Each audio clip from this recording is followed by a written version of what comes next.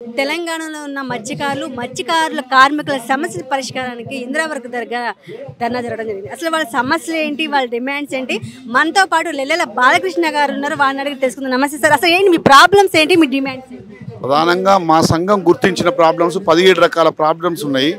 ముఖ్యంగా గవర్నమెంటు గత 11 ఏళ్ల నుంచి టీఆర్ఎస్ గవర్నమెంట్ ఉన్నప్పుడు చేప పిల్లలు మనకు మా సొసైటీలకు ఉచితంగా పంపిణీ చేసేది. ఈ చేప పిల్లలు గొర్రెలకు సంబంధించిన పెద్ద స్కీము. అందులో జైలుకు పోయినరు, కొంతమంది అధికారులు సస్పెండ్ అయినరు. దాని మీద ఏసీబీ సిబిఐ ఎంక్వైరీ జరుగుతున్నది. మేము అడుగుతున్నాం, 80% అవినీతి జరుగుతున్నది, 20% గ్రౌండింగ్ మత్స్యకారులకు న్యాయం జరుగుతున్నది. 100 కోట్ల రూపాయలు 110 కోట్ల రూపాయలు చేప పిల్లల కోసం బడ్జెట్ కేటాయిస్తే అందులో 20 కోట్లు 25-30 కోట్లు కూడా మత్స్యకారులకు అందట్లేదు. 70 కోట్లు 75 కోట్లు అవినీతి చేస్తున్నారు. ఇందులో అవినీతి అధికారులు, రాజకీయ బ్రోకర్లు, బ్యూరోక్రసీ, అదేవిధంగా వాళ్ళ రాజకీయ తాబేదారులు వాళ్ళే తింటున్నారు.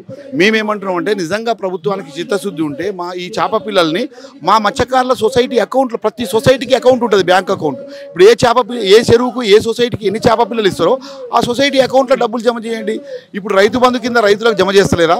అనేక రకాల రైతులకు అనేక సంక్షేమ పథకాలు, తుఫాన్లకు, అదేవిధంగా అనేక రకాల రైతులకు ఎట్లయితే జమ చేస్తారో అట్లనే మత్స్య సొసైటీలకు అకౌంట్లో జమ చేస్తే 100% మత్స్యకారులు న్యాయం జరుగుతుంది. మేము ఆల్రెడీ ఇంకోటి ఏంటంటే, సొసైటీలకు కావాల్సిన చేప పిల్లలు, ఆ చేప పిల్లలు ఆ సొసైటీకి 100% అవసరం ఉంటే వీళ్ళు 40% 30% వీళ్ళు సప్లై చేస్తున్నారు. మిగతా 70% 60% వాళ్ళే కొనుక్కొచ్చుకుంటున్నారు. మరి వాళ్ళు 60% 70% కొనుక్కుంటున్నప్పుడు వీళ్ళు 40% కూడా 30% కూడా ఇస్తలేనప్పుడు మరి వాళ్ళు 60% అన్యాయం జరుగుతుంది కదా. నిజంగా వాళ్ళు 100% మత్స్యకారులు ఎక్కడ చేప పిల్లలు కావాలి, ఎప్పుడు తెచ్చుకోవాలి, ఎట్లా తెచ్చుకోవాలి, ఏ రకం తెచ్చుకోవాలి వాళ్ళందరికీ తెలుసు. కాబట్టి మిత్రులారా, మేము ప్రభుత్వాన్ని డిమాండ్ చేస్తున్నాం. నిజంగా ప్రభుత్వానికి ఈ ధర్నా సందర్భంగా ప్రభుత్వం ఇంకోటి, ఈ కాంగ్రెస్ గవర్నమెంట్ ఈ బడ్జెట్లో నిధులు లేవనే పేరుతోటి ఇప్పుడు దీన్ని మా దగ్గర బడ్జెట్లో నిధులు లేవనే పేరుతోటి ఈ స్కీమ్ని ఎత్తేసే ప్రయత్నం కూడా జరుగుతున్నది.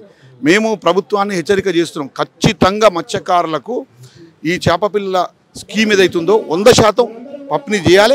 ఏ సొసైటీ చీరలకు ఎన్ని చేప పిల్లలు అవసరమైనో అన్ని చేప పిల్లలు సప్లై చేయాలి. ఇది ఒకటే కాదు, తెలంగాణలో 32 చేప పిల్లల ఉత్పత్తి ప్రభుత్వ చేప పిల్లల కేంద్రాలు 32 ఉన్నాయి. అవన్నిటిని కూడా పండబెడుతున్నారు. వాటన్నిటి శిథిలావస్థ స్థితిలో ఉండి కబ్జాలకు, కాలుష్యానికి గురవుతున్నాయి. కాబట్టి మేమంటున్నాం, నిజంగా ఈ ప్రభుత్వ చేప పిల్లల ఉత్పత్తి కేంద్రాలు ఈ 11 ఏళ్ల కాలంలో 500-600 కోట్ల రూపాయలు చేప పిల్లల టెండర్ల పేరుతోటి పంపిణీ చేశారు. మరి నిజంగా ఈ 500-600 కోట్ల రూపాయలు చేప పిల్లల ప్రభుత్వ చేప పిల్లల ఉత్పత్తి కేంద్రాలకు ఖర్చు పెడితే మన తెలంగాణలో ఉన్న 6000 సొసైటీలకు ఎన్ని చేప పిల్లలు ఉన్నాయో కావలసినంత చేప పిల్లలు ఆ చేప పిల్లల కేంద్రాల నుంచే పంపిణీ చేయొచ్చు. మన రాష్ట్రానికి సరిపడా తర్వాత ఇతర రాష్ట్రాలకు కూడా ఎగుమతి చేసేంత సామర్థ్యం, శక్తి ఉన్నటువంటి చేప పిల్లల ప్రభుత్వ ఉత్పత్తి కేంద్రాలు మన దగ్గర ఉన్నాయి. కానీ వాటికి చేప పిల్లల ఉత్పత్తి కేంద్రాలకు నిధులు కేటాయించకుండా, అధికారులను కేటాయించకుండా అవి పక్కన పెట్టి కేవలం వాళ్ళ రాజకీయ తాబేదారులు, దొంగలకు, వాళ్ళ బంధువులకు, బంధువర్గానికి, వాళ్ళ రాజకీయ బ్రోకర్లకు నిధులు కేటాయించే విధంగా టీఆర్ఎస్ గవర్నమెంట్ అదేవిధంగా చేప పిల్లలు సప్లై చేసింది. బీఆర్ఎస్ గవర్నమెంట్ వచ్చినాక కూడా అదే ప్రయత్నం చేస్తున్నది.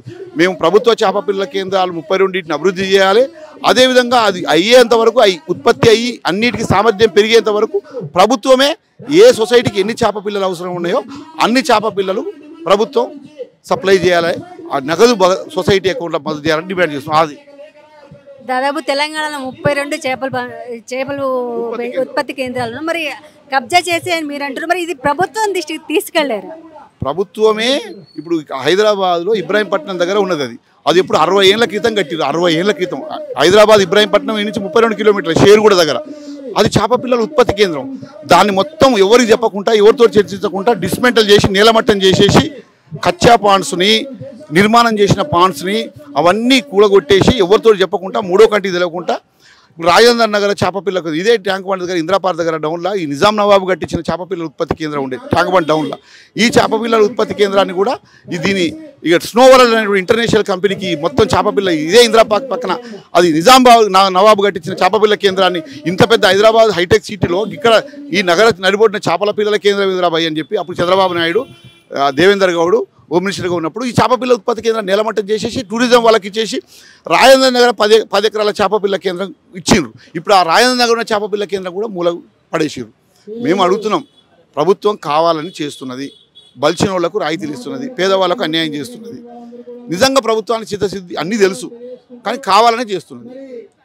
హైదరాబాద్లో రామ్నగర్లోనే అతిపెద్ద ఫిష్ మార్కెట్ ఉంది. మరి వాళ్ళు దాదాపు ఎండొచ్చిన బయట అమ్ముతుంటారు. వాళ్ళకి షట్టల్ ఇలాంటివి ఏమైనా వేయించాలని డిమాండ్ ఏమైనా ఉందా? అసలు హైదరాబాద్లో అంటే ఒక విషయము 10,40,00,000 రూపాయలు పెట్టి బేగం బజార్ చేపల మార్కెట్ కట్టి కూడా ఇప్పటికీ పూర్తయి కూడా 3 ఏళ్ళు అవుతుంది. బేగం బజార్లో 10,40,00,000 రూపాయలతోటి చేపల మార్కెట్ కట్టి నిర్మాణమయ్యి అది మొత్తం పూర్తి అయ్యి కూడా ఇప్పటికి 2.5-3 ఏళ్ళు అవుతుంది. ఇంతవరకు ఆ మార్కెట్లోకి మత్స్యకారులను వాళ్ళ రోడ్ల మీద ఎండకి ఎండుతూ వర్షానికి తడుస్తూ చలికి అయిపోయి మత్స్యకారులు చాలా ఇబ్బందులతో చేపలు అమ్ముకుంటున్నారు. ఈ ముషిరాబాద్ చేపల మార్కెట్లో ఉన్న మత్స్యకారులు కూడా అదే పరిస్థితి. తెలంగాణ రాష్ట్రంలోనే అతిపెద్ద చేపల మార్కెట్ ముషిరాబాద్ చేపల మార్కెట్. అది గవర్నమెంట్ స్థలమే, అది బేగం ఈ పార్క్. అది నిజంగా ప్రభుత్వానికి ఏమాత్రం చిత్తశుద్ధి ఉన్నా ఇప్పుడు కోహెడ దగ్గర 10 ఎకరాల స్థలంతో ఒక పెద్ద చేపల మార్కెట్ కట్టాలి.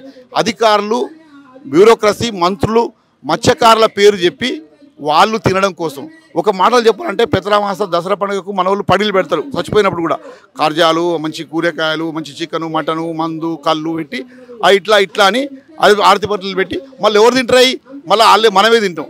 అట్లనే ఈ పాలక వర్గాలు మత్స్యకారుల పేరుతోటి బడ్జెట్ కేటాయించి వాళ్ళు దొబ్బుకొని వాళ్ళు తినడం కోసమే మత్స్యకారులకు కేటాయిస్తారు తప్ప మత్స్యకారులకు న్యాయం చేస్తలేదు. ఇది చైతన్యం కావాలని మత్స్యకారులలో కూడా ప్రశ్నించే తత్వం, సంఘాలలో కూడా ప్రశ్నించే నాయకత్వం రావాలనేది మా వాళ్ళని చైతన్యం చేస్తున్నాం, ప్రశ్నిస్తున్నాం. దానికోసమే ఈ ధర్నాలు, ఇట్లాంటి పోరాటాలు మేము చేస్తున్నాం. తెలంగాణ వచ్చాక టీఆర్ఎస్ గవర్నమెంట్ వచ్చిన తర్వాత చేపల పంపిణీ ప్రోగ్రామ్ స్టార్ట్ చేసింది. మరి కాంగ్రెస్ గవర్నమెంట్ వచ్చాక అలాంటి పథకాలు ఏమైనా తీసుకుంది? ఇప్పుడు తెలంగాణ వచ్చిన తర్వాత టీఆర్ఎస్ గవర్నమెంట్ వచ్చిన తర్వాతనే చేప పిల్లల ఉత్పత్తి కేంద్రం వచ్చిందనేది వాస్తవం, 100% వాస్తవం. కానీ ఈ చేప పిల్ల ఉత్పత్తి కేంద్రం వల్ల పెద్ద చేపల ఉత్పత్తి పెద్దగా ఏం పెరగలేదు. ఇంతకుముందు ఇప్పుడు 3 లక్షల టన్నుల చేపలు ఉత్పత్తి అవుతున్నాయి. తెలంగాణ వచ్చినాక కూడా గంతే 3 లక్షల టన్నుల చేపల ఉత్పత్తి అవుతుంది. జలవనరులు పెరగలేదు, అంటే కొంతవరకు పెరిగినాయి. కానీ ఆ పెరిగిన జలవనరుల్లో చాలా జలవనరులు కూడా ఇప్పుడు నిరుపయోగంగా ఉన్నాయి. మెడకాయ మీద తలకాయ లేనటువంటి ఆలోచనలు గవర్నమెంట్లు, పాలక వర్గాలకు ఉన్నది. ఎట్లా అంటే ఇప్పుడు హిమాయత్ సాగర్, గండిపేట ఉన్నది. తెలంగాణలో కాదు, రాష్ట్రంలో అనేక చెరువులు, గుంటలు, చేపలు, మంచినీటి చెర్ల పేరుతో చేపలు పెంచలేరు. మంచినీటి చెర్లు, ఈ తాగే చెర్లని. ఇప్పుడు చెర్లల్లో చెరువు అన్నప్పుడు అందులో కప్పలు ఉంటాయి, వనపాములు ఉంటాయి, నీరుకంటి పాములు ఉంటాయి, అందులో అనేక రకాల చేపలు ఉంటాయి, అన్నీ ఉంటాయి. నీళ్ళల్లో మంచి తాగే నీళ్ళల్లో చేపలు ఉండొద్దు అంటే వారు మెడకాయ మీద తలకాయలు మాట్లాడుతారు. నీళ్ళల్లో చేపలు ఉంటే ఆ పురుగులు, సూక్ష్మజీవులు అవి తిరిగి బతుకుతాయి. అంటే ఏ లెవెల్లో చేపలు పట్టొద్దు అనేది ఒక సిస్టమ్ ఉంటుంది, బాగుంటుంది, బురద అయిపోతుంది. కానీ నీళ్ళల్లో చేపలు పెంచొద్దు అనేది మాత్రం అది చాలా దుర్మార్గమైన ఆలోచన.